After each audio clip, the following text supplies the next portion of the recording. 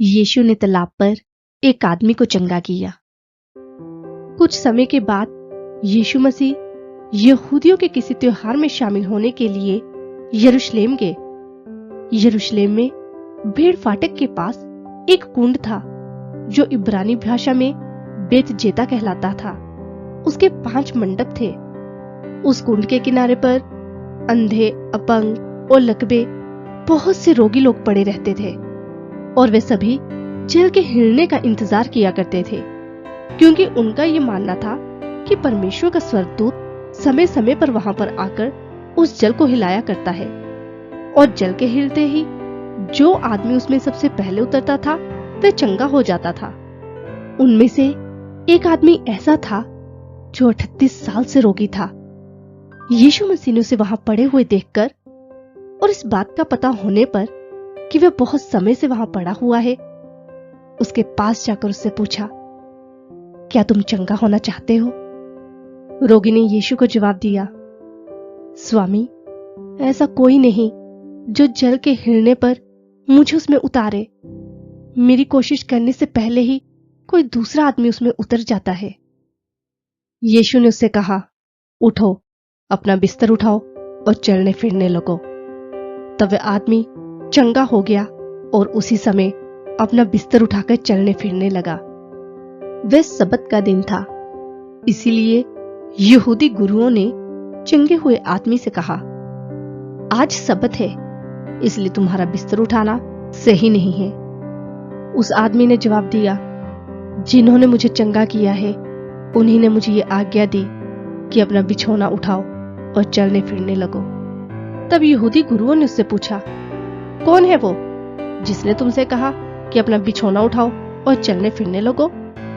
चंगा हुआ आदमी नहीं जानता था कि उसको चंगा करने वाला कौन था, क्योंकि उस समय लोगों की बहुत भीड़ के कारण यीशु मसीह पीछे हट गए थे।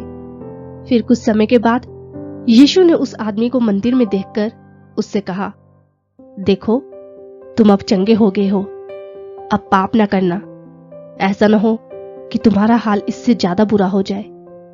तब उस आदमी ने आकर यहूदी गुरुओं को बताया कि जिन्होंने उसे चंगा किया है वे यीशु हैं। यीशु द्वारा शपथ के दिन इस काम को किए जाने पर यहूदी गुरु उनको सताने लगे, मगर यीशु ने उन्हें साफ बताया कि मेरे पिता अब तक काम कर रहे हैं, इसलिए मैं भी काम कर रहा हूं। तब इस बात के कारण यहूदी धर्मगुरु यीशु को मारने की और अधिक कोशिश करने लगे, क्योंकि उनके अनुसार यीशु मसीह ने न केवल सबके दिन का नियम तोड़ा था, बल्कि परमेश्वर को अपना पिता कहकर खुद को परमेश्वर के समान बता रहे थे। फिर प्रभु यीशु नाजरत नगर आए, जहां उनका पालन पोषण हुआ था। शपथ की रीति के अनुसार वे यहूदी आराधनालय में जाकर पवित्र शास्त्र पढ़ने के लिए खड़े हुए। तब उन्हें भविष्यवक्ता यशायाह की किताब दी गई और यीशु मसीह की नजर वहां गई जहां ये लिखा था, प्रभु का आत्मा मुझ पर है, क्योंकि उन्होंने गरीबों को खुशखबरी सुनाने के लिए मेरा अभिषेक किया है।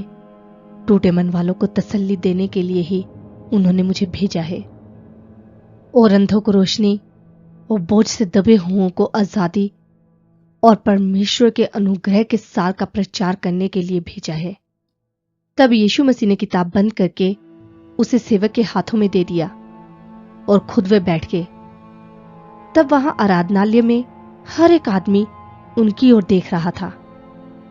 तब यीशु मसीह ने उनसे आगे कहा, धर्म ग्रंथ का ये लिखा आज आप लोगों के सामने पूरा हो गया। आराधनालय में सभी यीशु मसीह की तारीफ कर रहे थे और उनके मुंह से निकलने वाले सुंदर वचनों को सुनकर सब हैरान थे और वे आपस में पूछ रहे थे, ये यूसुफ का बेटा है ना? तब प्रभु यीशु ने उनसे कहा, मैं जानता हूं कि आप मुझसे ये कहना चाहोगे, ओ बैद, पहले अपना इलाज तो कर ले। अपने नगर में भी वो सब करके दिखा जो हमने तुझे कफरनहूम में करते हुए सुना है।